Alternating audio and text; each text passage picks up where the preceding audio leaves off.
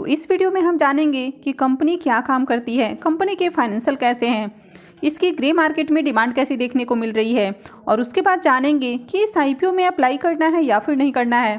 तो दोस्तों, इससे पहले कि मैं वीडियो को शुरू करूं, अगर आप इस चैनल पर पहली बार विजिट कर रहे हैं या फिर आपने अब तक चैनल को सब्सक्राइब नहीं किया है तो प्लीज़ चैनल को सब्सक्राइब कर लें और वीडियो को भी लाइक कर दें। तो चलिए वीडियो को शुरू करते हैं।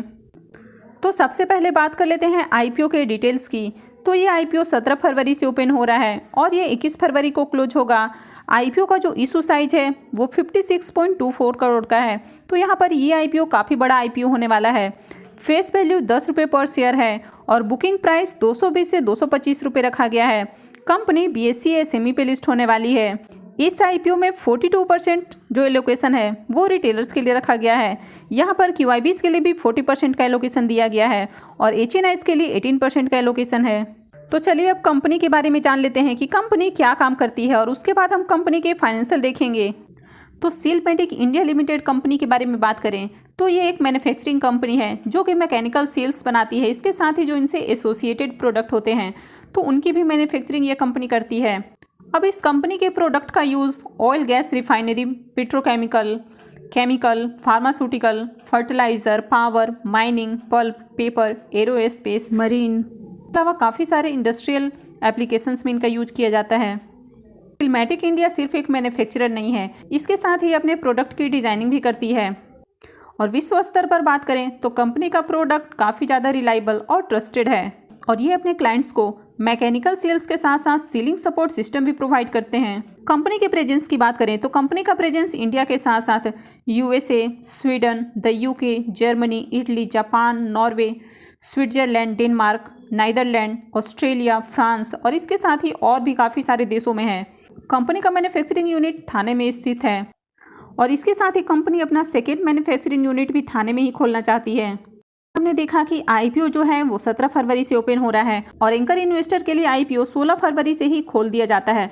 तो एंकर इन्वेस्टर्स इसमें 16 फरवरी से अप्लाई कर सकते हैं। अब एंकर इन्वेस्टर्स का जो साइज होने वाला है वो 12.81 करोड़ का होने वाला है और जो आईपीओ है वो 56.24 करोड़ का है। तो यहाँ पर एंकर इन्वेस्टर्स के लिए 40% का एलोकेशन दिया गया है। कभी भी जब एंकर इन्वेस्टर्स किसी भी आईपीओ में अप्लाई करते हैं तो उनके लिए एक लॉकिंग पीरियड होता है। अब एंकर इन्वेस्टर्स के लिए जो लॉकिंग पीरियड होता है उसमें 50% उनका 90 डेज़ के लिए होता है। तो ये आईपीओ में अगर एंकर इन्वेस्टर 16 फरवरी से अप्लाई करते हैं तो उनके लिए जो 50% का लॉकिंग पीरियड होने वाला है वो 13 अप्रैल तक होने वाला है और रेस्ट जो उनका 50% होता है उसके लिए लॉकिंग पीरियड 180 डेज़ का रखा जाता है। तो उनका जो सेकेंड लॉकिंग पीरियड है वो 11 जुलाई 2023 को एंड होने वाला है। तो यहाँ पर कभी भी जब आईपीओ में एंकर इन्वेस्टर अप्लाई करते हैं तो वे आईपीओ लिस्टिंग के साथ ही उसमें सेलिंग नहीं कर पाते हैं क्योंकि उनका लॉकिंग पीरियड 90 से लेकर 180 दिनों तक का होता है। तो एंकर इन्वेस्टर्स 90 डे के बाद ही अपना जो 50% शेयर है उसको सेल कर सकते हैं और रेस्ट 50% 180 डेज़ के बाद सेल कर सकते हैं। अब आईपीओ की ऑब्जेक्टिव की बात करें, सबसे पहला ऑब्जेक्टिव हो जाता है purchase of plant and machinery.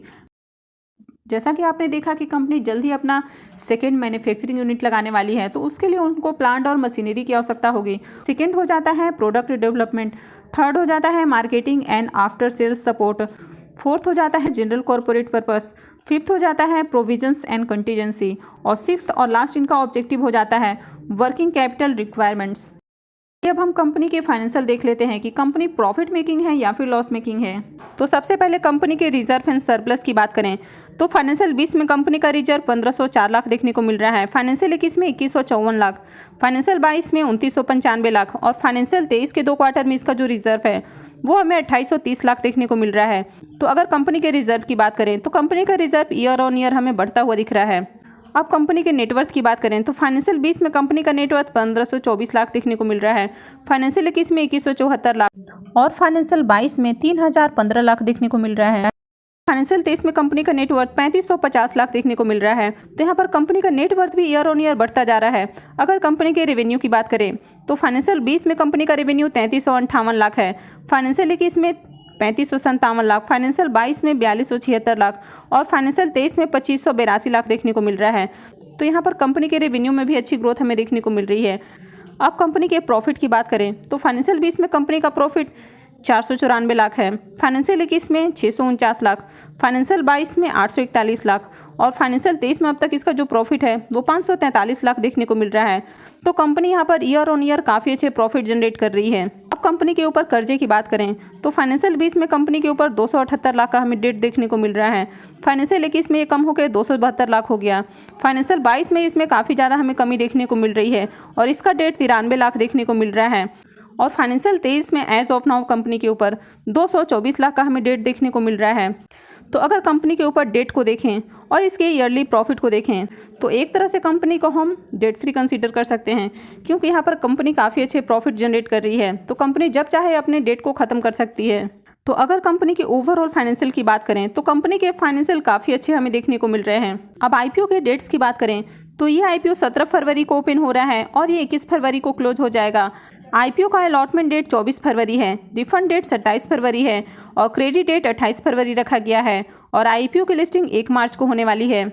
अब आईपीओ में लॉट साइज की बात करें तो अगर आप रिटेल पोर्शन से अप्लाई करते हैं तो आप मिनिमम और मैक्सिमम सिर्फ और सिर्फ 1 लॉट के लिए अप्लाई कर सकते हैं। आपको इसमें 600 शेयर्स के लिए अप्लाई करना होगा और आपका इन्वेस्टमेंट अमाउंट 1,35,000 रुपये हो जाएगा। तो आपको हमेशा ही सेमी आईपीओ में रिटेल पोर्शन से अप्लाई करना चाहिए। तो चलिए अब हम इसके ग्रे मार्केट प्रीमियम को देख लेते हैं और उसके बाद जानेंगे कि इस आईपीओ में अप्लाई करना है या फिर इसको अवॉइड करना है। सीलमैटिक इंडिया आईपीओ के ग्रे मार्केट प्रीमियम को देखें तो इसका प्रीमियम अभी 26 रुपये पे ट्रेड कर रहा है और आईपीओ में लॉट साइज 600 शेयर्स का है। तो इसका मतलब है कि इस आईपीओ से आपको 15,600 रुपये करीब प्रॉफिट देखने को मिल सकता है। तो अभी जो इसका करेंट प्रीमियम है इसके अकॉर्डिंग आपको इस आईपीओ से 11.5% का प्रॉफिट देखने को मिल सकता है।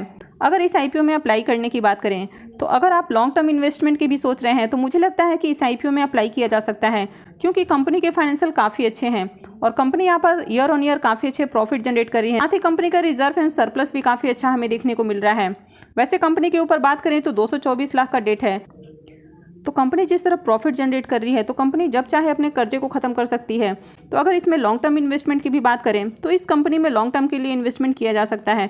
लेकिन अगर ये सेमी आईपीओ में अप्लाई करने की बात करें तो यहाँ पर जैसे कि आपने देखा कि यहाँ पर आपका जो इन्वेस्टमेंट होता है वो 1,35,000 का होता है। तो अगर आप इसमें अप्लाई करते हैं और इसको होल्ड करते हैं तो आपका जो इन्वेस्टमेंट अमाउंट है जो इसमें होल्ड रहेगा वो 1,35,000 हो जाता है। तो यहाँ पर रिस्क जो इस सेमी आईपीओ में है वो काफ़ी बड़ा हमें देखने को मिलता है। तो इसी की वजह से सेमी आईपीओ को लॉन्ग टाइम के लिए होल्ड करना थोड़ा सा रिटेल इन्वेस्टर्स के लिए रिस्की हो सकता है। अगर लिस्टिंग गेन की बात करें तो आगे अगर इसके ग्रे मार्केट प्रीमियम में आपको और ज़्यादा तेज़ी देखने को मिलती है तो फिर आप इस आईपीओ में लिस्टिंग गेन के लिए अप्लाई कर सकते हैं। तो मैं आपको आगे भी इससे जुड़ी हुई अपडेट देती रहूँगी कि आपको कब इस आईपीओ में अप्लाई करना है। तो इसके लिए आप चैनल को सब्सक्राइब करके रखें। मैं आपको आगे भी इससे जुड़ी हुई अपडेट देती रहूँगी। और अगर आपने अब तक वीडियो को लाइक नहीं किया है तो प्लीज़ वीडियो को भी लाइक कर दें और वीडियो को अंत तक देखने के लिए आप सबका बहुत बहुत धन्यवाद।